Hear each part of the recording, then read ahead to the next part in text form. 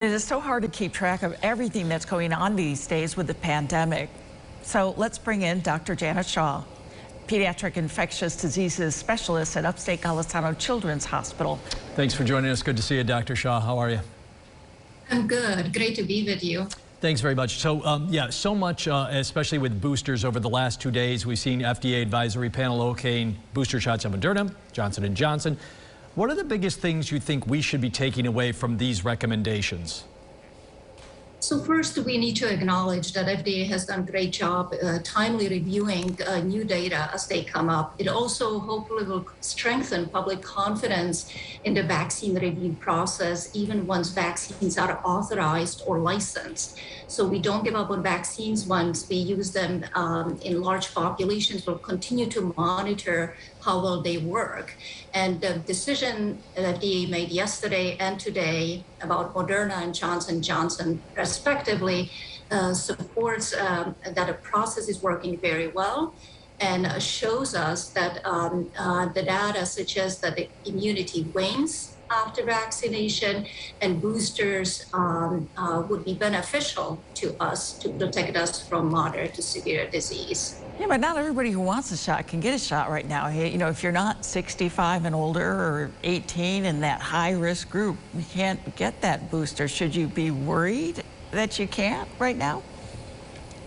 Yes, so we know that immunity wanes after vaccination. We know that 6 to 8 months after vaccination, your antibody levels are low. You're at greater risk for infection.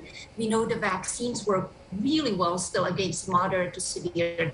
They continue to protect you from hospitalization and death. As soon as the boosters will become available to you, please consider taking them. In the meantime, continue to mask and try to exercise the healthy practices that we advised early in the pandemic with social distancing and keeping away from crowds and making sure you don't gather with people who are either vaccinated or maybe sick. What are you, Dr. Shaw, what are you telling people, though, that are eligible? So those are the people now eligible right now. Those that are, some may be waffling a little bit. I mean, should they be going out as soon as they're eligible in the right time frame and going out and getting that booster shot? Is that important?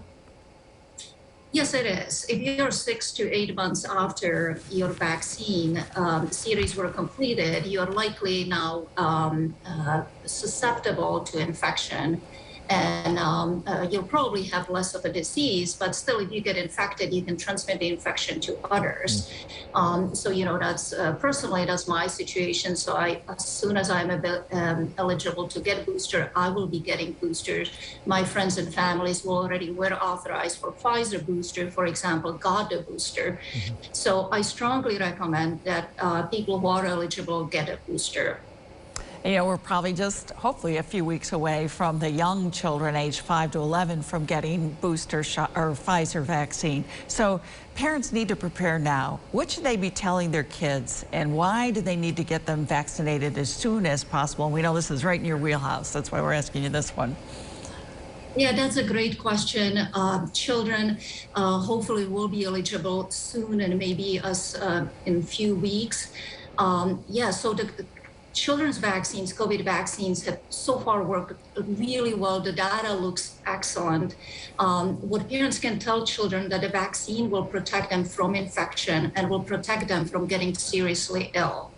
It will also allow children who are vaccinated to live a little bit more normal lives.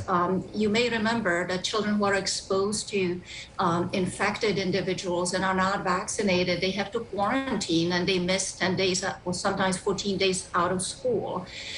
So not getting infected, not having to isolate, not having to quarantine when you're exposed as a vaccinated is an additional benefit of vaccination in addition to the individual benefit that a child will derive from being safe from COVID. Dr. Shaw, I want to get to this one before we run out of time here.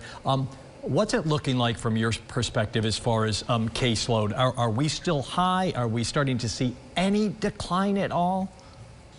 we see a lot of COVID in the community, and the cases started to climb in the end of summer, and now we see quite a bit heavy load of COVID in our county. There is an eightfold essentially increase in cases that we've seen compared to October last year. So COVID is still here. It remains a threat, and therefore we need to do everything we can to protect ourselves and those around us from infection. Especially with the colder weather ahead, not good. So Dr. Yana Shah, thank you so much for joining us again tonight and being so flexible with your schedule to help us out. Thank you. Thanks. Thank you for having me.